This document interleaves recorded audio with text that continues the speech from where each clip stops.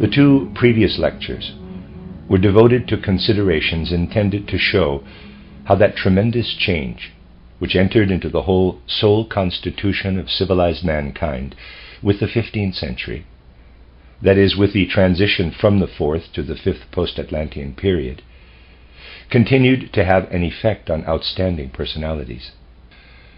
Let me introduce today's lecture with a brief summary of these preceding considerations. I showed how intensely a personality such as Goethe sensed the continuing vibrations of the great change, how he sensed that it was a concrete experience to find intellectual reasoning entering into the human soul.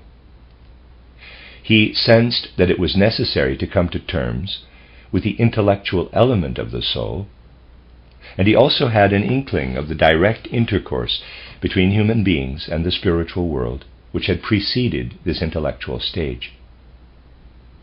Even though it was no longer as it had been in the days of ancient atavistic clairvoyance, there was, nevertheless, a kind of looking back to the time when human beings knew that it was only possible for them to find real knowledge if they stepped outside the world of the senses in order to see in some way the spiritual beings who existed behind the sense-perceptible world.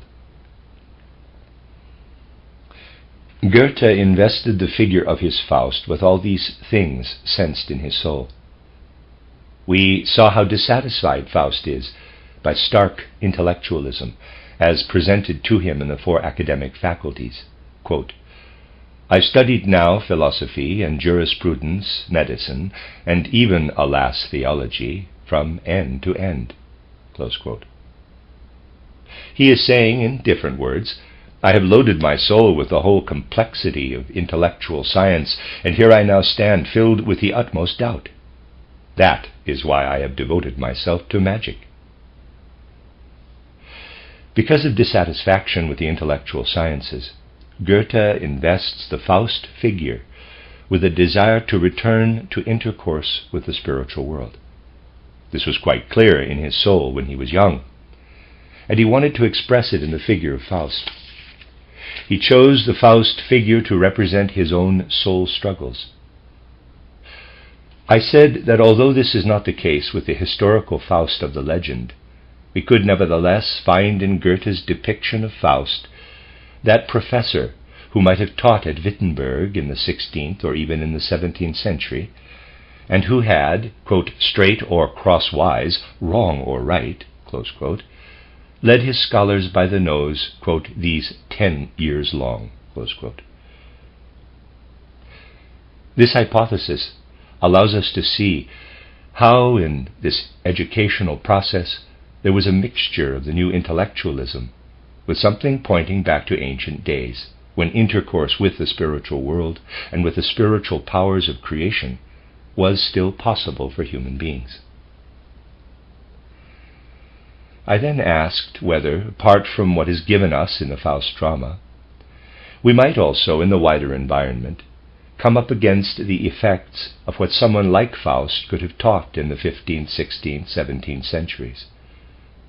And here we hit upon Hamlet, about whom it could be said, the character which Shakespeare created out of Hamlet, who in his turn he had taken from Danish mythology and transformed, could have been a pupil of Faust, one of those very students whom Faust had led by the nose these 10 years long. We see Hamlet interacting with the spiritual world. His task is given to him by the spiritual world, but he is constantly prevented from fulfilling it by the qualities he has acquired as a result of his intellectual education. In Hamlet, too, we see the whole transition from the 4th to the 5th post-Atlantean period. Further, I said that in the whole mood and artistic form of Shakespeare's plays, that is, in the historical plays, we could find in the creativity of the writer of Shakespeare's plays the twilight mood of that time of transition. Then I drew your attention to the way in which Goethe and Schiller in Central Europe had stood in their whole life of soul within the dying vibrations of the transition, yet had lacked in a certain sense the will to accept what the intellectual view of the world had since then brought about in the life of human beings. This led back to Shakespeare, for in his work, Hamlet, Macbeth, and so on, they discovered the capacity to approach the spiritual world. From his vantage point, they could see into the world of spiritual powers, which was now hidden from the intellectual viewpoint. Goethe did this in his title Götz von Berlichingen, by taking the side of the dying echoes of the old time of the fourth post-Atlantean period, and by rejecting what had come into being through intellectualism. Schiller, in the dramas of his youth, especially entitled Die Räuber, goes back to that time, not by pointing to the supersensible world, but by endeavoring to be entirely realistic, yet putting into the very words characterizing Karl Moore something which echoes the Luciferic element that is also at work in Milton's title Paradise Lost. In short, despite his realism, we detect a kind of return to a conception of reality which allows the spiritual forces and powers to shine through. I indicated further that in the West, Shakespeare was in a position, if I may put it like this, to work artistically in full harmony with his social environment. Hamlet is the play most characteristic of Shakespeare. Here the action is everywhere quite close to the spiritual world, as it is also in Macbeth. In King Lear, for instance, we see how he brings the supersensible world more into the human personality, into an abnormal form of the human personality, the element of madness. Then in the historical dramas about the kings, he goes over more into realism, but at the same time we see in these plays a unique depiction of a long drawn-out dramatic evolution, influenced everywhere by the forces of destiny, but culminating and coming to an end in the age of Queen Elizabeth.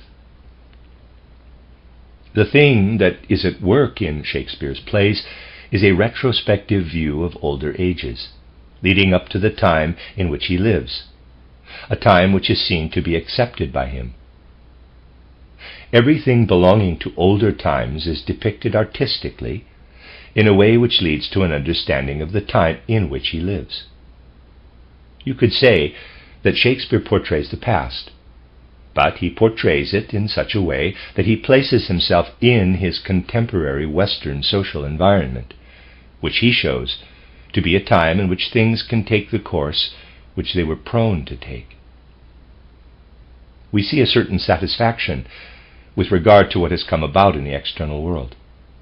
The intellectualism of the social order is accepted by the person belonging to the external physical earthly world, by the social human being, whereas the artistic human being in Shakespeare goes back to earlier times and portrays that aspect of the supersensible world which has created pure intellectualism.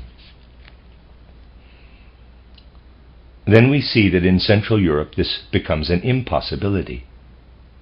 Goethe and Schiller, and before them Lessing, cannot place themselves within the social order in a way which enables them to accept it. They all look back to Shakespeare, but to that Shakespeare who himself went back into the past. They want the past to lead to something different from the present time in which they find themselves. Shakespeare is in a way satisfied with his environment, but they are dissatisfied with theirs. Out of this mood of spiritual revolution, Goethe creates the drama of Götz von Berlichingen, and Schiller the dramas of his youth.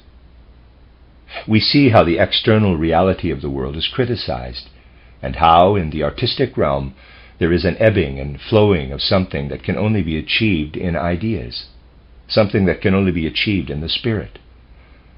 Therefore we can say, in Goethe and Schiller there is no acceptance of the present time. They have to comfort themselves, so far as external sense-perceptible reality is concerned, with what works down out of the spiritual world. Shakespeare, in a way, brings the supersensible world down into the sense-perceptible world. Goethe and Schiller can only accept the sense-perceptible world by constantly turning their attention to the spiritual world. In the dramas of Goethe and Schiller, we have a working together of the spiritual with the physical, basically an unresolved disharmony. I then said that if we were to go further eastward, we would find that there is nothing on the earth that is spiritual. The east of Europe has not created anything into which the spirit plays.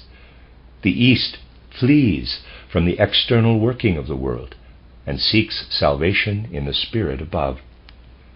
I was able to clothe all this in an imagination by saying to you, let us imagine Faust as Hamlet's teacher, a professor in Wittenberg. Hamlet sits at his feet and listens to him, after which he returns to the west and accustoms himself once again to the Western way of life. But if we were to seek a being who could have gone to the east, we should have had to look for an angel who would listen to Faust from the spiritual world before going eastward. Whatever he then did there would not have resembled the deeds and actions of Hamlet on the physical plane, but would have taken place above human beings in the spiritual world. Yesterday I then described how, out of this mood, at the time when he was making the acquaintance of Schiller, Goethe felt impelled to bring the being of man closer to the spiritual world.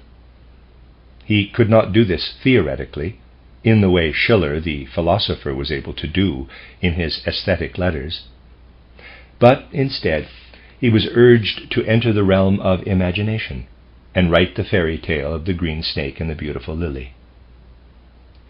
Then Schiller felt the urge to bring the external reality of human life closer to the spirit, I might say experimentally, in Titel Wallenstein, by letting a belief in the stars hold sway like a force of destiny over the personality of Wallenstein, and in Titel Die Braut von Messina, by letting a destiny run its course virtually entwined with a belief in the stars. These personalities were impelled ever and again to turn back to the time when human beings still had direct intercourse with the spiritual world. Further, I said that Goethe and Schiller lived at a time when it was not yet possible to find a new entry into the spiritual world from out of a modern soul constitution. Schiller, in particular, with his philosophical bent, had he lived longer and finished the drama about the Knights of Malta, would have come to an understanding of how, in an order like this or like that of the Templars, the spiritual world worked together with the deeds of human beings. But it was not granted to Schiller to give the world a finished drama about the Knights of Malta, for he died too soon. Goethe, on the other hand, was unable to advance to a real grasp of the spiritual world, so he turned back. We have to say that Goethe went back to Catholic symbolism, the Catholic cultus, the cultus of the image, though he did so in an essentially metamorphosed form. We cannot help but be reminded of the good nun Prosvita, her legend of Theophilus from the 9th century, when Goethe, in his turn, allows Faust to be redeemed in the midst of a Christianizing tableau. Although his genius lets him present it in a magnificently grand and artistic manner, we cannot but be reminded in, quote, the eternal feminine bears us aloft, close quote, of the Virgin Mary, elevating the 9th century Theophilus. An understanding of these things gives us deep insight into the struggle within intellectualism, the struggle in intellectualism which causes human beings to experience inwardly the thought corpse of what man is before descending through birth, or rather through conception, into his physical life on earth. The thoughts which live in us are nothing but corpses of the spirit, unless we make them fruitful through the knowledge given by spiritual science. Whatever we are spiritually, up to the moment when earthly life begins, dies as it enters our body, and we bear its corpse within us. It is our earthly power of thought, the power of thought of our ordinary consciousness. How can something that is dead in the spiritual sense be brought back to life? This was the great question which lived in the souls of Goethe and Schiller. They do not bring it to expression philosophically, but they sense it within their feeling life, and they compose their works accordingly. They have the feeling, something is dead if we remain within the realm of the intellect alone. We must bring it to life. It is this feeling which makes them struggle to return to a belief in the stars and to all sorts of other things, in order to bring a spiritual element into what they are trying to depict. It is necessary for us to be aware of how the course of world evolution is made manifest in such outstanding personalities, how it streams into their souls and becomes the stuff of their struggles. We cannot comprehend our present time unless we see that what this present time must strive for, a new achievement of the spiritual world, is the very problem which was of such concern for Goethe and Schiller. What happened as a result of the great transition which took place in the 15th century was something of which absolutely no account is taken in ordinary history. It was that the human being acquired an entirely different attitude toward himself. But we must not endeavor to capture this in theoretical concepts. We must endeavor to trace it in what human beings sensed. We must find out how it went through a preparation, and how it later ran its course after the great change had been fulfilled in its essential spiritual force. There are pointers to these things at crucial points in cultural evolution. See how this comes toward us in Wolfram von Eschenbach's title Parsifal. You all know the story. You know how crucial it was for the whole of Parsifal's development that he first of all received instruction from a kind of teacher as to how he was to go through the world without asking too many questions. As a representative of that older world order, which still saw human beings as having direct intercourse with the spiritual world, Gurnemanz says to Parsifal, "Do not ask questions, for questioning comes from the intellect, and the spiritual world flees from the intellect. If you want to approach the spiritual world, you must not ask questions." But times have changed, and the transition begins to take place. It is announced in advance. Even though Parsifal goes back several more centuries, into the 7th or 8th century, all this was nevertheless experienced in advance in the Grail Temple. Here, in a way, the institutions of the future are already installed, and one of them is that questions must be asked. The essential point is that with the transition from the 4th to the 5th post-Atlantean period, the situation of the human being changes. Previously, it was inappropriate to ask questions because conditions held sway about which Goethe speaks so paradoxically, quote, "The lofty might of science, still from all men deeply hidden. Who takes no thought, to him 'tis brought, 'tis given unsought, unbidden." Close quote. In those times, it was right not to ask questions, for that would have driven away the spirits. But in the age of the intellect, the spiritual world has to be rediscovered through the intellect, and not by damping down the processes of thought. The opposite must now come into play. Questions must be asked. As early as Parsifal, we find a portrayal of the great change which brings it about in the 5th post-Atlantean period, that the longing for the spiritual world now has to be born out of the human being in the form of questions to be formulated. But there is also something else, something very remarkable, which comes to meet us in Parsifal. I should like to describe it as follows. The languages which exist today are far removed from their origins, for they have developed as time has gone on. When we speak today, as I have so often shown, The various combinations of sounds no longer remind us of whatever these combinations of sounds denote. We now have to acquire a more delicate sense for language in order to experience in it all the things that it signifies. This was not the case where the original languages of the human race were concerned. In those days it was known that the combination of sounds itself contained whatever was experienced in connection with the thing depicted by those sounds. Nowadays, poets seek to imitate this. Think, for instance, of, quote, und es wallet, und siedet, und brauset, und zischt, close quote. Poetic language has here imitated something of what the poet wants us to see externally, but this is mere derived imitation. In olden times, every single sound in language was felt to have the most intimate connection with what was happening all around. Today, only some local dialects can lay claim to giving us some sense for the connection between external reality and the words spoken in dialect. However, language is still very close to our soul. It is a special element in our soul.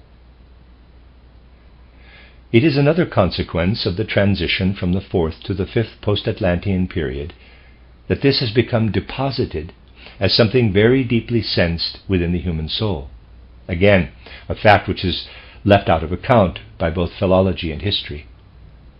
The fact that in the 4th post-Atlantean period, human beings lived more within their language, and that in the 5th post-Atlantean period this is no longer the case, brings about a different attitude by human beings toward the world.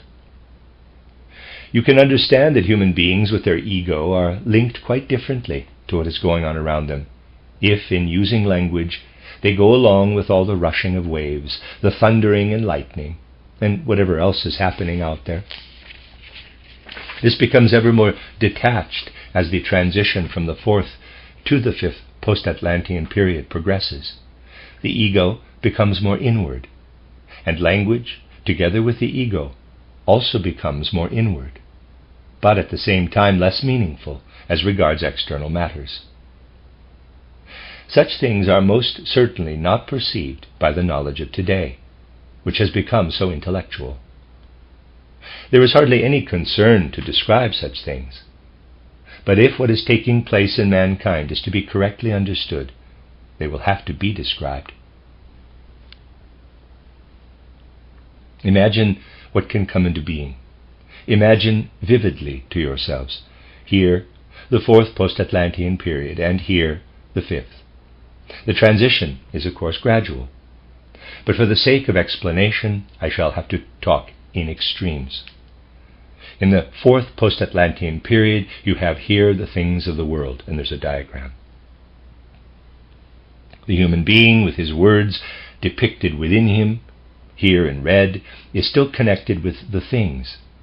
You could say that he lives over into the things through the medium of his words. In the 5th post-Atlantean period, the human being possesses his words within his soul, separated off from the world. Imagine this clearly, even almost in grotesque detail. Looking at the human being here in the 4th post-Atlantean period, you might say of him that he still lives with the things. The things he does in the outside world will proceed to take place in accordance with his words. If you see one of these human beings performing a deed, and if at the same time you hear how he describes the deed, there is a harmony between the two. Just as his words are in harmony with external things, so are his deeds in harmony with the words he speaks. But if a human being in the 5th post-Atlantean period speaks, you can no longer detect that his words resound in what he does. What connection with the deed can you find today in the words, "I have chopped wood"?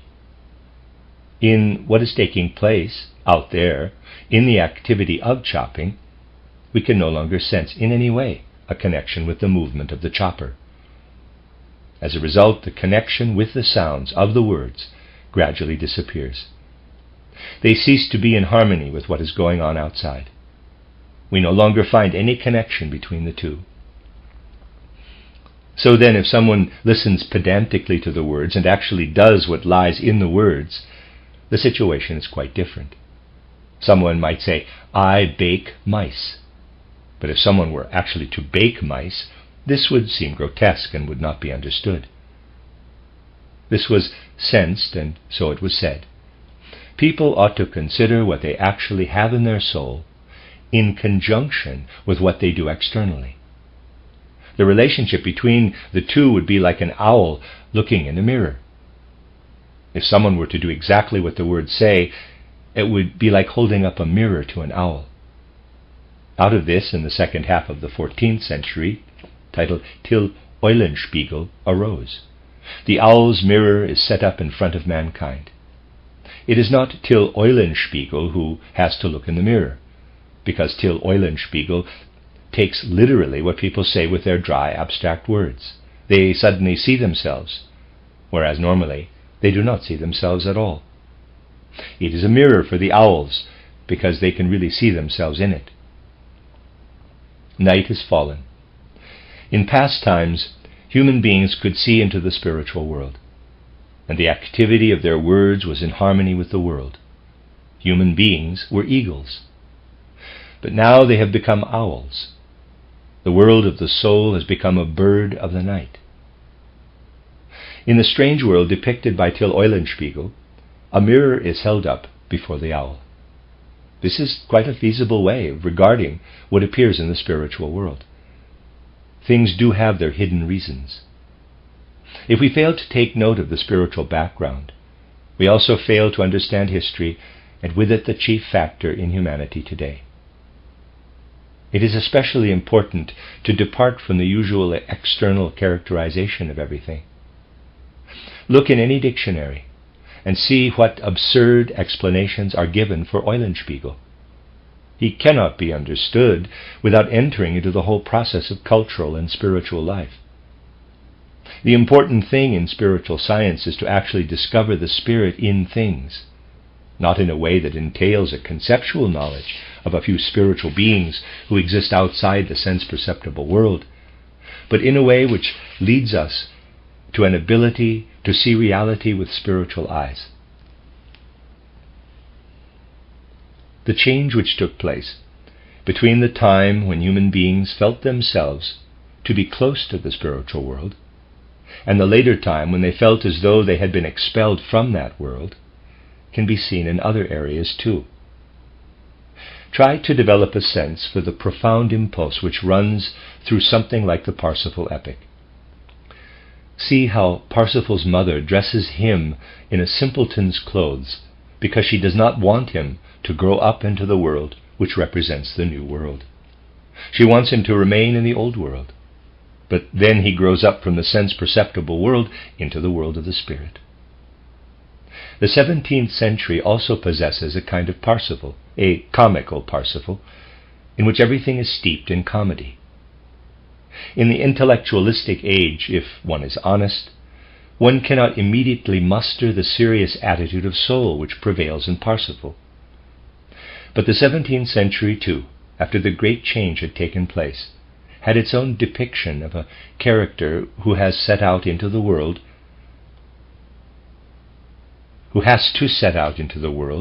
lose himself in it, finally ending up in solitude and finding the salvation of his soul. This is Christoffel von Grimmelshausen's Simplicissimus. Look at the whole process of the story. Of course, you must take the whole tone into account. On the one hand, the pure, almost holy mood of Parsifal, and on the other, the picaresque, comical mood. Consider Simplicissimus, the son of well-to-do peasants in the Spessart region. In the 30 Years' War, their house is burned down. The son has to flee, and finds his way to a hermit in the forest who teaches him all kinds of things, but who then dies. So here he is, abandoned in the world, and having to set off on his travels. He becomes immersed in all the events and blows of fate offered by the 30 Years' War. He arrives at the court of the governor of Hanau. Externally, he has learned nothing, Externally, he is a pure simpleton. Yet he is an inwardly mature person for all that. But because, externally, he is a pure simpleton, the governor of Hanau says to himself, "This is a simpleton. He knows nothing. He is simplicissimus, as naive as can be. What shall I train him to be? I shall train him to be my court fool." But now the external and the internal human being are drawn apart. The ego has become independent in respect of the external human being. It is just this that is shown in simplicissimus. The external human being in the external world, trained to be the court fool, is the one who is considered by all and sundry to be a fool. But in his inner being, simplicissimus, in his turn, considers all those who take him for a fool to be fools themselves. For although he has not learned a thing, he is nevertheless far cleverer than all those who have made him into a fool. He brings out of himself the other intellectuality, the intellectuality that comes from the spirit, whereas what comes to meet him from outside is the intellectuality that comes from reasoning alone. So the intellectualists take him for a fool, and the fool brings his intellectualism from the spiritual world, and holds those who take him for a fool to be fools themselves. Then he is taken prisoner by some Croats, after which he roams about the world undergoing many adventures, until finally he ends up once more at the hermitage, where he settles down to live for the salvation of his soul. The similarity between Simplicissimus and Parsifal has been recognized, but the crucial thing is the difference in mood. What in Parsifal's case was still steeped in the mind-soul has now risen up into the consciousness-soul. Now caustic wit is at work, for the comical can only have its origin in caustic wit. If you have a feel for this change of mood, you will be able to discover, especially in works which have a broader base than that of a single individuality, what was going on in human evolution. And Christoffel von Grimmelshausen did indeed secrete in Simplicissimus the whole mood, the whole habit of thought of his time. Similarly, you can in a way find the people as a whole composing stories and gathering together all the things which the soul, in the guise of an owl, can see in the mirror, and which become all the tall tales found in Till Eulenspiegel. It would be a good thing, once in a while, to go in more detail into all these things, not only in order to characterize the various interconnections. I can only give you isolated examples. To say everything that could be said, I should have to speak for years. But this is not really what matters. What is crucial is to come closer to a more spiritual conception of these things.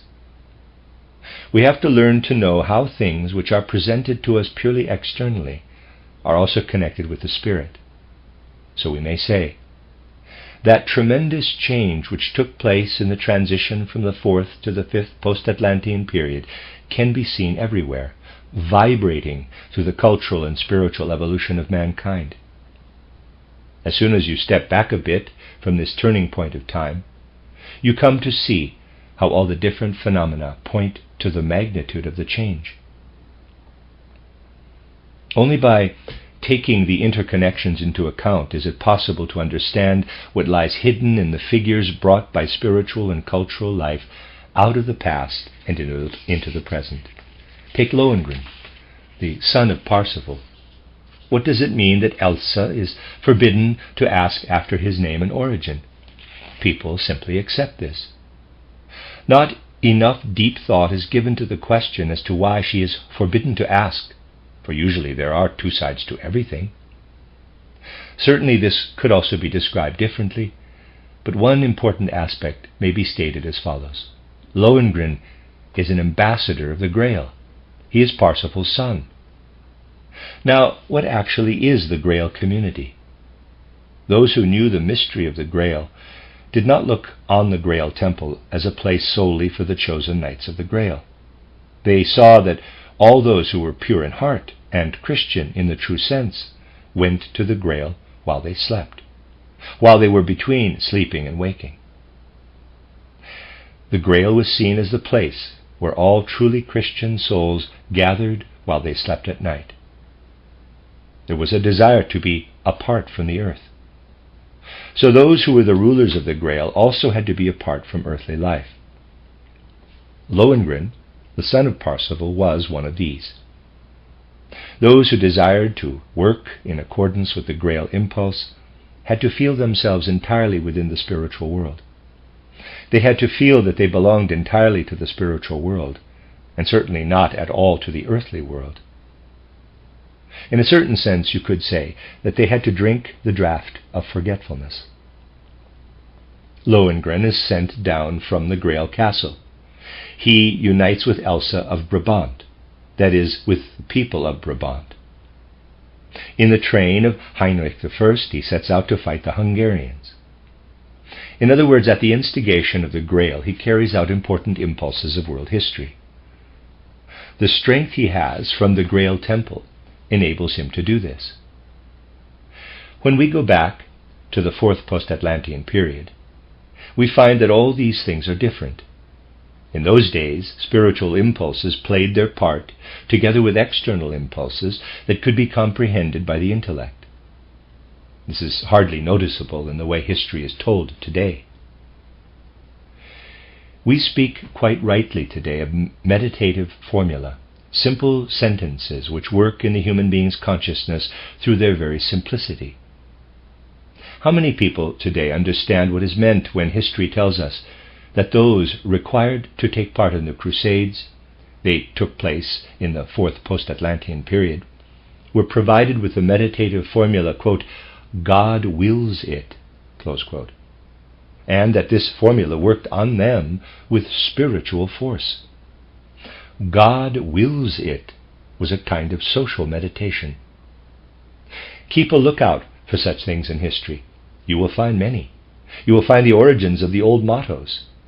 You will discover how the ancient titled families set out on conquering expeditions under such mottos, thus working with spiritual means, with spiritual weapons. The most significant spiritual weapons of all were used by the Knights of the Grail, such as Lohengrin.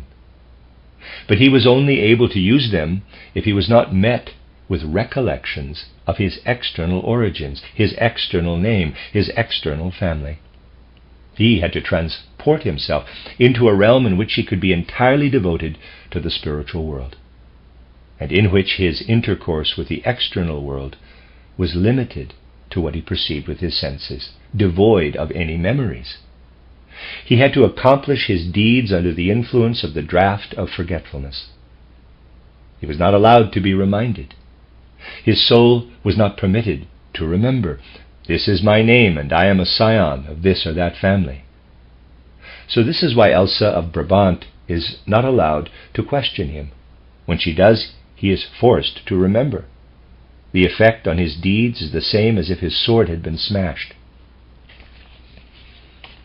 If we go back beyond the time when everything became intellectual, so that people also clothed what had gone before in intellectual concepts, imagining that everything had always been as they knew it, if we go back beyond what belongs to the age of the intellect, we find the spiritual realm working everywhere in the social realm. People took the spiritual element into account, for instance, in that they took moral matters just as much into account as physical medicines. In the age of the intellect, in which all people belong only to the intellect, whatever would they think if they found that moral elements, too, were available at the chemist's? Yet we need only go back a few centuries prior to the great change. Read titled Der arme Heinrich by Hartmann von Auer, who was a contemporary of Wolfram von Eschenbach. Before you stands a knight, a rich knight, who is turned away from God, who in his soul has lost his links with the spiritual world, and who thus experiences this moment of atheism, which has come over him as a physical illness, a kind of leprosy. Everyone avoids him. No physician can cure him. Then he meets a clever doctor in Salerno, who tells him that no physical medicine can do him any good. His only hope of a cure lies in finding a pure virgin who is prepared to be slain for his sake. The blood of a pure virgin can cure him of his illness. He sells all his possessions and lives alone on a small holding cared for by the tenant farmer. The farmer has a daughter. She falls in love with the leprous knight, discovers what it is that alone can cure him, and decides to die for him. He goes with her to the doctor in Salerno, but then he starts to pity her, preferring to keep his illness rather than accept her sacrifice. But even her willingness to make the sacrifice is enough. Gradually, he is healed. We see how the Spirit works into cultural life. We see how moral impulses heal and were regarded as healing influences. Today, the only interpretation is, perhaps it was a coincidence, or maybe it is just a tale. Whatever we think of individual incidents, we cannot but point out that during the time which preceded the 15th century, soul could work on soul much more strongly than was the case later. What a soul thought and felt and willed worked on other souls. The social separation between one human being and another is a phenomenon of intellectualism. The more intellectualism flourishes, and the less an effort is made to find what can work against it, namely the spiritual element, the more will this intellectualism divide one individuality from another. This had to come about. Intellectualism is necessary. But social life must be found out of individualism. Otherwise, in the social age, all people will do is be unsociable and cry out for socialism. The main reason for the cry for socialism is that people are unsocial in the depths of their soul. We must take note of the social element as it comes toward us in works such as Hartmann von Aue's Der arme Heinrich. It makes its appearance in cultural works in which it can be sensed quite clearly through the mood. See how different is the mood in Der arme Heinrich. You cannot call it sentimental, for sentimentality only arose later, when people found an unnatural escape from intellectualism.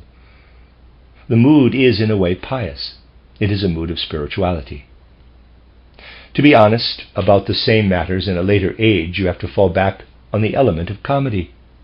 You have to tell your story as Christoffel von Grimmelshausen's did in Simplicissimus, or as the people as a whole did in Till Eulenspiegel. This sense of having been thrown out of the world is found everywhere, not only in poetic works arising out of the folk element. Wherever it appears, you find that what is being depicted is a new attitude of the human being toward himself. From an entirely new standpoint, he asks, what am I if I am a human being? This vibrates through everything. So, from the new intellectual standpoint, the question is asked over and over again, what is the human being?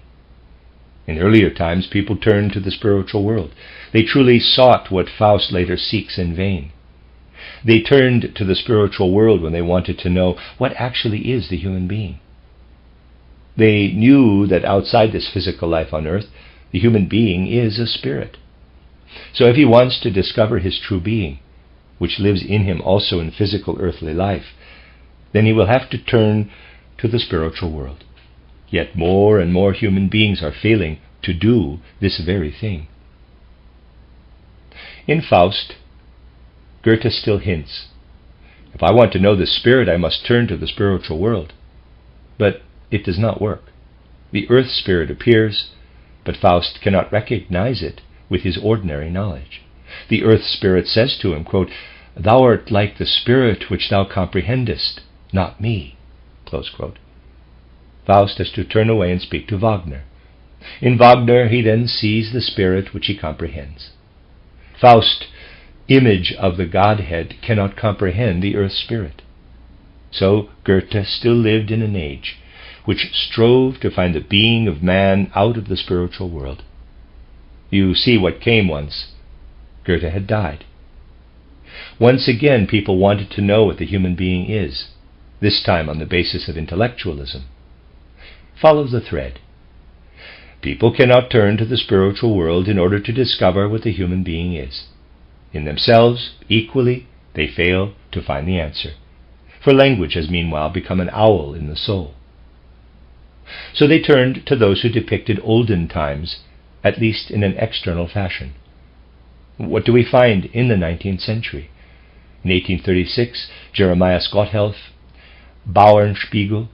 In 1839, Immermann, titled Oberhof, Die drei Mühlen, Schwarzwälder, Bauerngeschichten.